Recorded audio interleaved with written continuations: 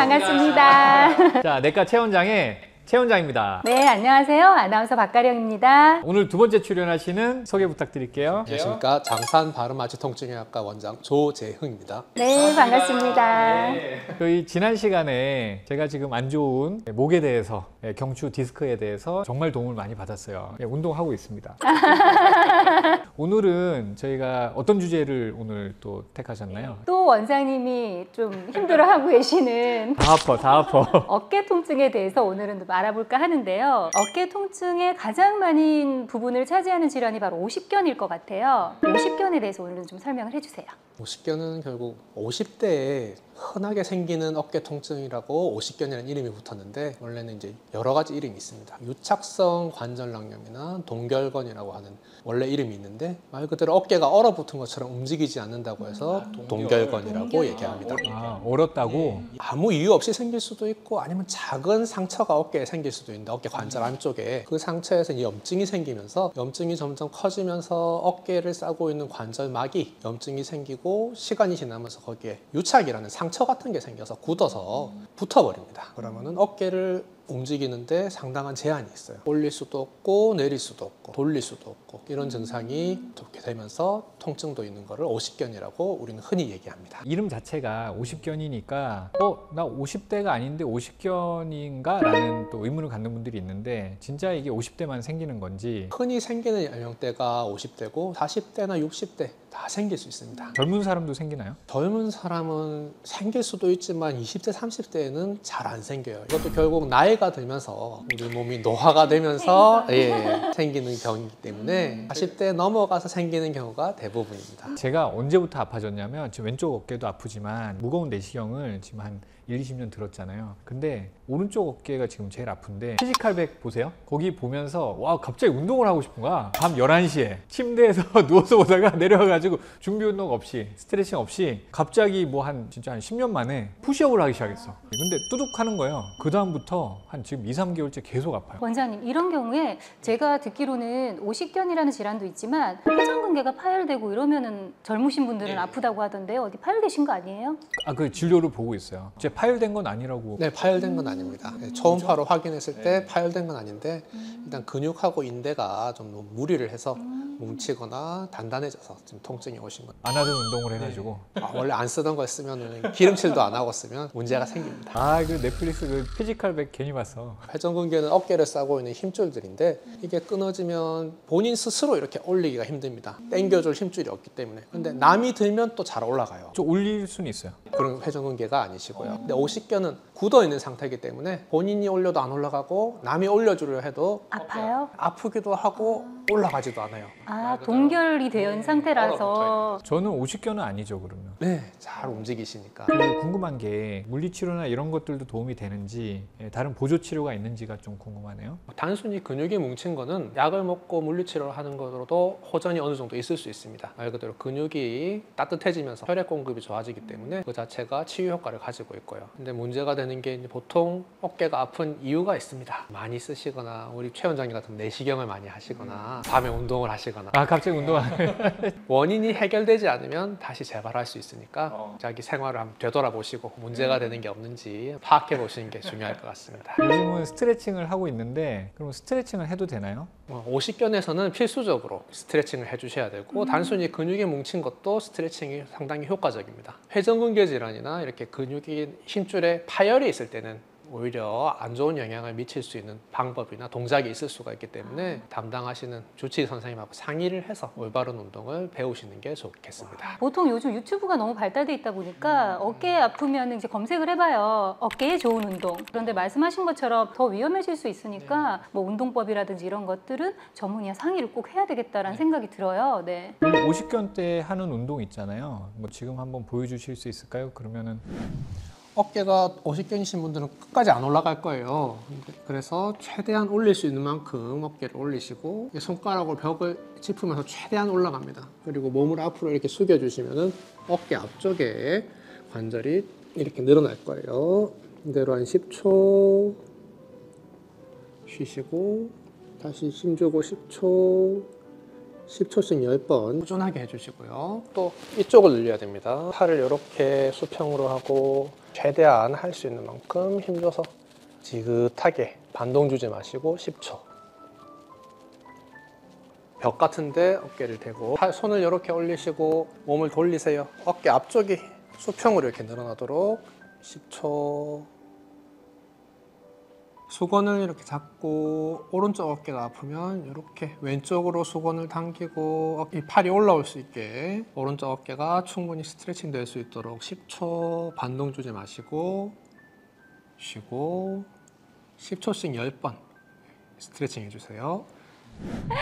원장님, 그런데 이 어깨가 굳어져서 생기는 질환이다 보니까 뭐 다른 전신 질환이 있으신 분들 있잖아요. 뭐 당뇨라든지 갑상선 안 좋으신 분들, 이런 분들에게서 오십견이 더 잘 발생할 수 있다라고 하던데 어떠세요? 당뇨 환자에서 특히 오십견이 잘 발생하는데 아마 몸에 염증이 더 잘 생기기 때문에 그런 것 같고, 갑상선 질환일 때도 오십견이 다른 건강하신 분들보다는 더 잘 생길 수 있으니까 조심하시는 게 좋겠습니다. 그러면 원장님, 오십견은 어떻게 진단을 하게 되는 거예요? 병원을 찾았을 때 어떠한 검사를 통해서 진단을 받게 되는 건지 궁금해요. 오십견 자체는 비싼 검사 기기가 필요하지는 않습니다. 의사가 만져보고 환자가 팔의 운동에 이렇게 돌아가는 것에 제한이 있다. 원래 요만큼 돌아가야 되는데 어느 정도 돌아가다 멈추고 통증을 느낀다든지 여러 가지 방향으로 살펴보는데 의사의 진찰로 대부분 진단하게 됩니다. 진단은 비교적 간단하게 원장님이 신체 검사를 통해서 이제 발견을 해 주실 텐데, 이 오십견만의 특징이 있다면 어떤 것이 있을까요?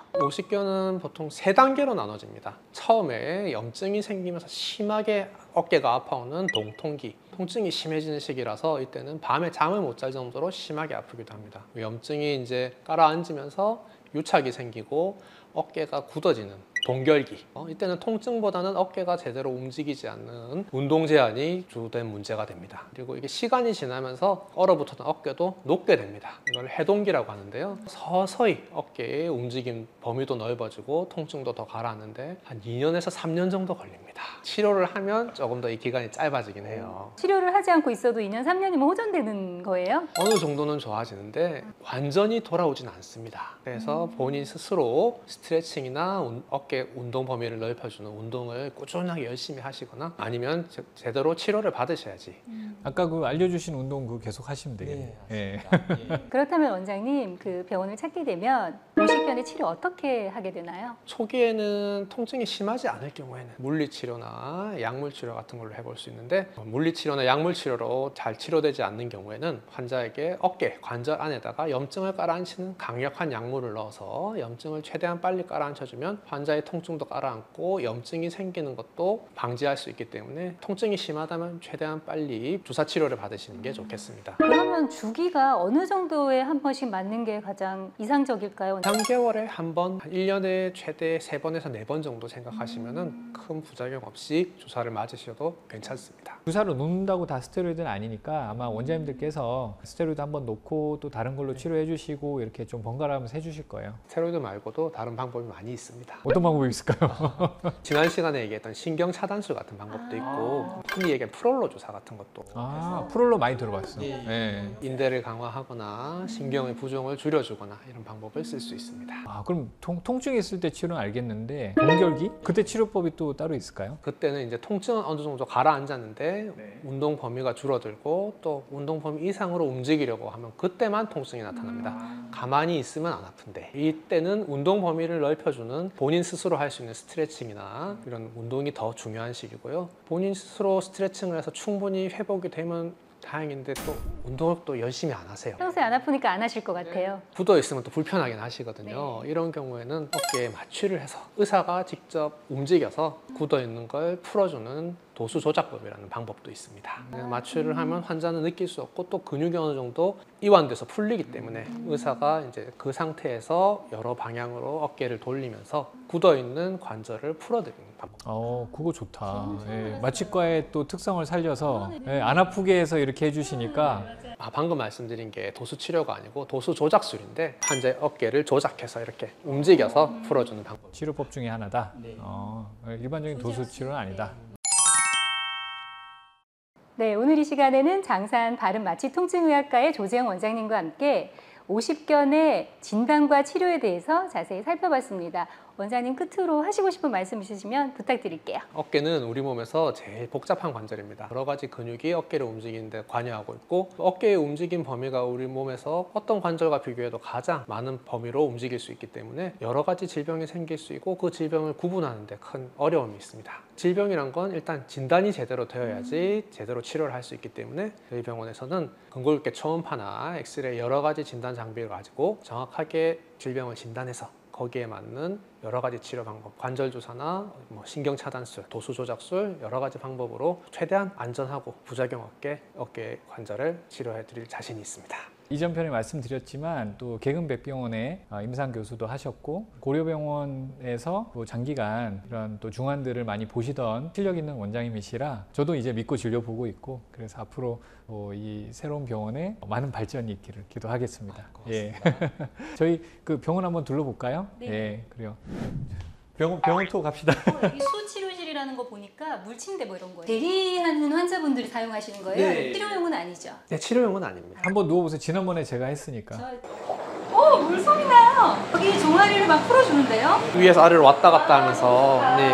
아, 이게 물살이 위로 올라오고 있어요. 나 해봤잖아. 재밌어요 이거. 근데 이거 안마의자보다 시원한 것 같아요. 언제까지 누워 계시려고 일어나세요. 카트. 이 방은 뭔가요? 네, 도수 치료실입니다. 여기는 도수 치료 선생님들 계신 네, 거예요? 네, 1인실이라서 조용하게 프라이빗하게 받으실 수 있습니다. 남자분, 여자분 둘 분 다 있으셔서 그럼 여자분들도 좀 부담 없이 여기 받으러 오죠. 와, 이거 남녀 탈의실 따로 있고 여기도 도수치료실이고 이 방이 뭔지 궁금했어요 이게. 운동치료실. 네. 그냥 마사지만 하는 게 아니고 환자가 스스로 이제 할 수 있는 운동을 가르쳐 주기도 하고 척추 측만증 같은 게 있을 때 이렇게 이 기구를 통해서 스스로 자세를 교정하고 뭐 올라가는 거예요 이거? 사다리가 진짜. 몸이 한쪽으로 기울거나 이렇게 됐을 때 몸의 균형을 잡는 운동을 할 수 있는 기구. 주사하거나 아니면 물리치료만 받으실 수도 있는 공간이고 이 침대 자체가 마사지 기능이 있는 침대입니다. 물리치료 받으시면서 또 마사지도 같이 받으실 수 있게 이렇게 깔끔하게 옷도 이제 좀 갈아입고 1인당 하나 입고 바로 저희 세탁하고 있습니다. 네. 제가 위생을 또 철저하게. 와, 이것 봐. 여기 VIP 수액실. 여기서 수액을 맞으면서 이렇게 마사지 하시는 거구나. 수액 맞을 때 시간이 많이 걸리니까 너무 지루하시잖아요. 여기 수액 맞으면서 마사지 받는다는 생각을. 제일 비싼 기계인데 아니에요? 맞습니다. 제일 비싼 예. 제일 비싼 기계? 시암이라고 하는 기계인데 이제 우리 몸속을 투시하면서 정확하게 안전하게 주사하기 위해서 영상 장치를 보면서 직접 조영제라는 약물을 써가지고 이제 안전하게 약이 들어가고 이제 확인을 하고 정확하게 안전하게 치료할 수 있습니다. 믿고 오겠습니다. 이 새집이 역시 좋긴 좋네. 너무 쾌적하고 환자분들을 배려한 동선으로 다 이루어져 있어서 너무 좋았어요. 구경 잘하고 갑니다. 오늘 고생 많으셨습니다. 고생하셨습니다. 예, 수고했습니다. 예, 구독, 좋아요, 알림 설정 부탁드려요. 제발.